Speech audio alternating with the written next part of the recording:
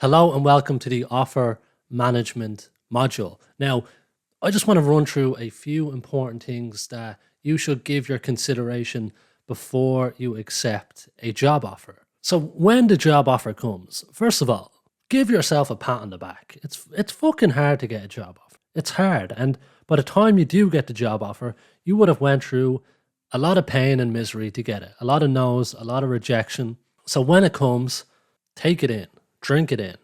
And once you've done that, it's down to business. It's time to get back in the real world.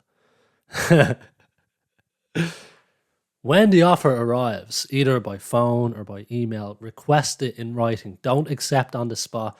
Ask, oh, please, can you send me over the offer letter, please? And I'll review it and get back to you. It's not an offer until it's in writing. Everything must be in writing. I have endless stories from people who were promised one thing in the interview, and once they got into the job, it turns out that those promises were never written into the contract and therefore weren't real. They never existed. It never happened. Promises? What promises? Didn't you say I'd be getting training on XYZ? What training? What about them bonuses you mentioned in the interview? What bonuses? If it is not in your contract, it has to be in your contract. So you need to go through it word for word with a fine tooth comb. And if you find something that you're unhappy about or you're unsure about and you need clarification on it, say it to the recruiter. Pick up the phone and just say, I just need to discuss this thing before I can accept. This might also involve, setting up a call with your future hiring manager just to iron out whatever you need to get ironed out. Because accepting a job offer is a massive life decision. It's not to be taken lightly.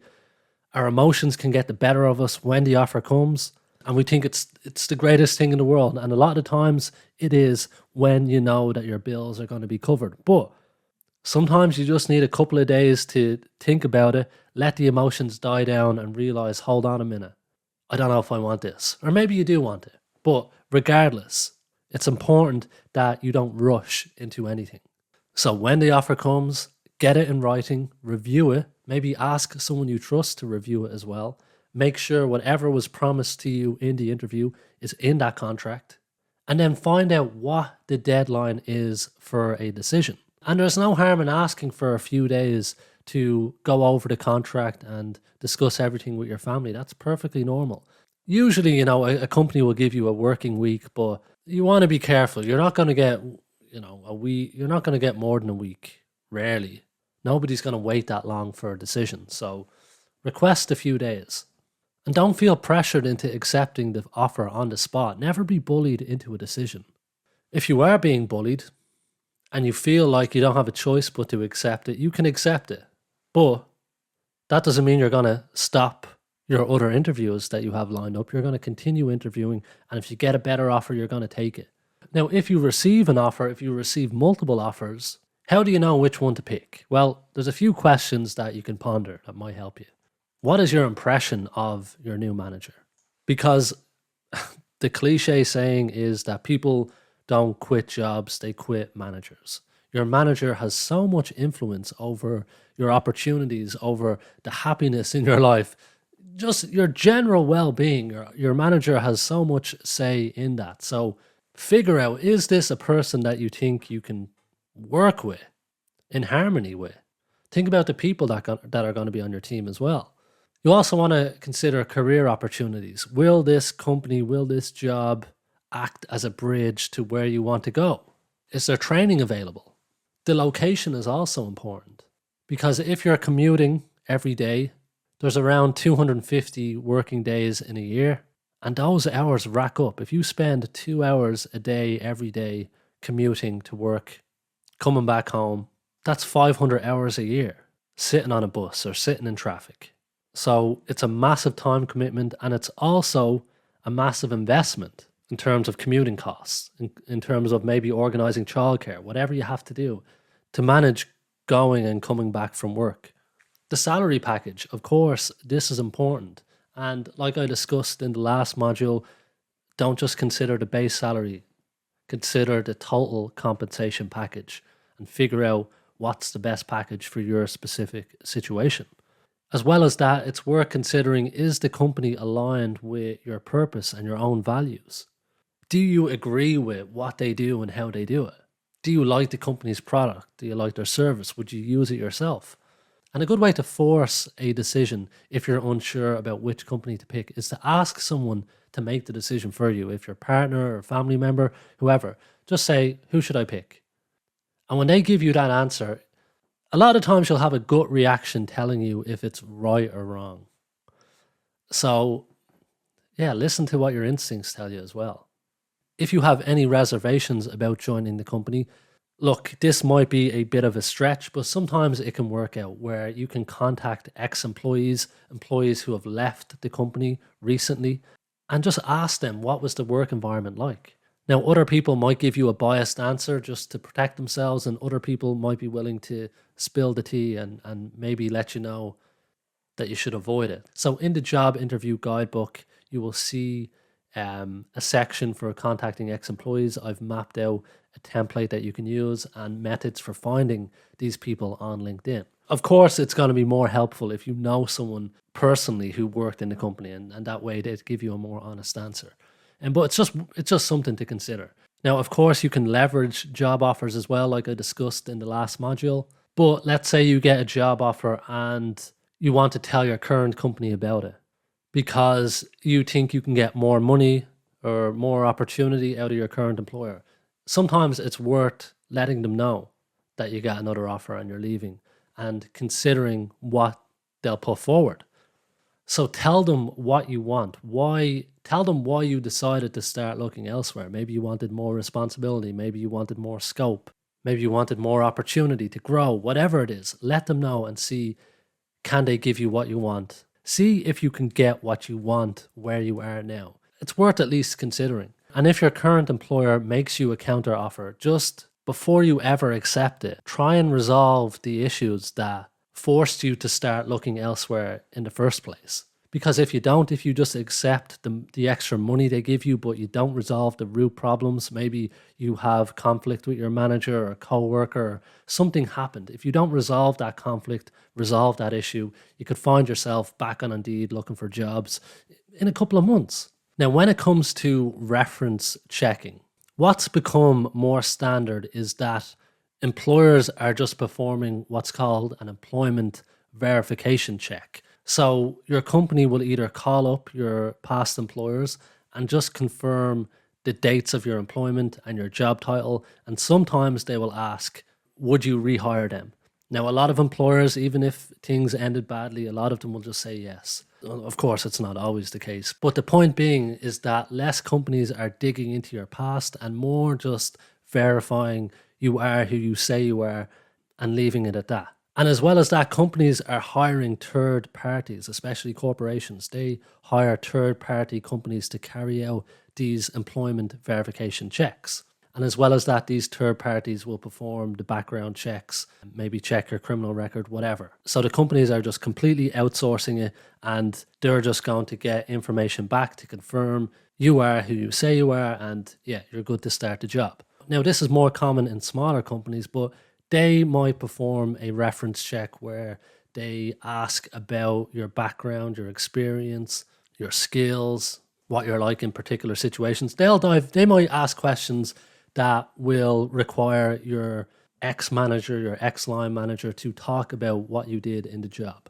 Now, if you don't want the new company to contact your past managers because maybe you fell out with them, you can offer someone else who you worked with, but try and go as high up the ladder as possible. So if it can't be your manager, maybe it was your team leader or your supervisor. It's best practice to try and, just go as high up as possible. It will just make your reference more legitimate than versus just getting a colleague or a coworker that you were good pals with.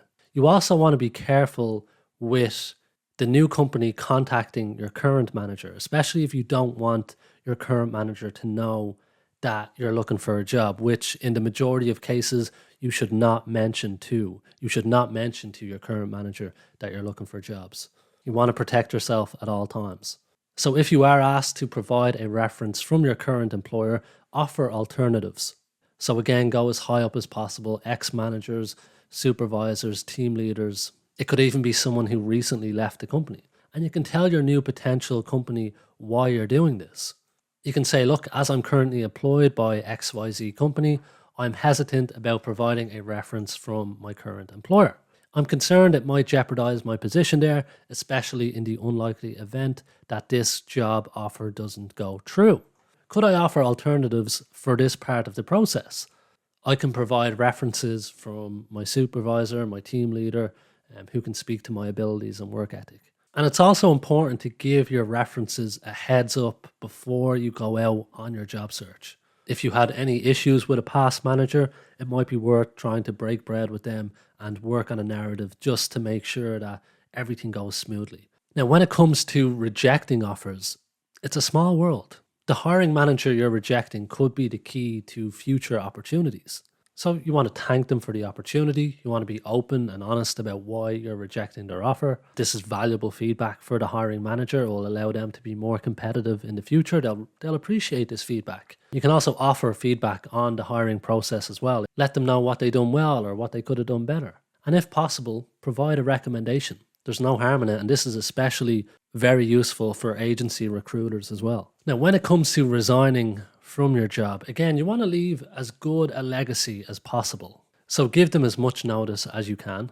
I'd recommend setting up a face-to-face meeting with your manager and just let them know that you've accepted another job offer. Thank them for the opportunity, explain why you have decided to accept the offer. And by being out straight and transparent, it also can help facilitate you negotiating maybe an earlier exit. But before you sit down with your manager, go in with a plan. You want to make the transition process as seamless as possible. So there's a few ways you could do this. You could offer recommendations. You could help them find your replacement. You could refer people you know who are available on the market. You could write up the job spec because you know the job better than anyone. If possible, you can also offer to help with the interview process. And again, if possible, offer to train your replacement. You also want to provide a thorough handover. Define what does your manager need to know? Who do they need to know about? Any key relationships you had with clients, any specific notes, any things that you do that other people might not know about. And make sure you thank the people who helped you along the way. It's important. Now, what I'm describing here is a perfect scenario. It won't always be this smooth. This is best case scenario. So if you can do a few of these things, great. Sometimes you might just get shown the door and you're gone. But where possible, just try and apply best practices. The goal here is to avoid burning bridges unnecessarily. Of course, there are always situations and scenarios where the bridge must be burnt to the ground, nuked. But when possible, you want to leave the door open for future opportunities. Who knows when you'll cross paths again? Careers are long. It's just in your best interest to play the game because there's more upside than downside if you handle yourself with grace and be a professional throughout the entire process. Now, when it comes to resigning, you want to, of course, get it in writing. So send an email after you've spoken to your manager in person, and you'll find a template in both the salary negotiation playbook and the interview guidebook as well for the resignation letter template. And like I said, if you feel like you are forced into a decision or you didn't have an option but to accept a job offer, but you have other interviews lined up, keep interviewing because you might get a better offer a couple of weeks later. And if you do, take that offer. Always take the best offer for you. This is the nature of the game. In the same way that the employer would not hesitate to let you go in hard times, you have to do the same for your career. Now, of course, you need to decide what's best for you. But the thing is, you don't have to include a company that you stayed with for a few weeks on your CV. You don't have to include them. But the thing is, by leaving a job early, you're obviously at risk of burning that bridge forever. So what I recommend you do is, again, sit down with your manager, let them know why you're accepting the new offer, and try and hit as many of those steps I listed earlier as possible just to make the process as seamless as you can. But again, it could end up going arseways and you could get shouted at and shown the door. Who knows? All you can do is be upfront, be honest, be transparent, and let the cards fall where they may. So that's everything I want to cover. You can also find more detailed notes on these topics in the job interview guidebook and the salary negotiation playbook. So carefully read through those notes, figure out what's applicable to you, and yeah, absorb what is useful, discard what is not, and add what is uniquely your own. Bruce Lee in the house, baby. So that's the lot. Thanks very much, and I'll see you in the next one.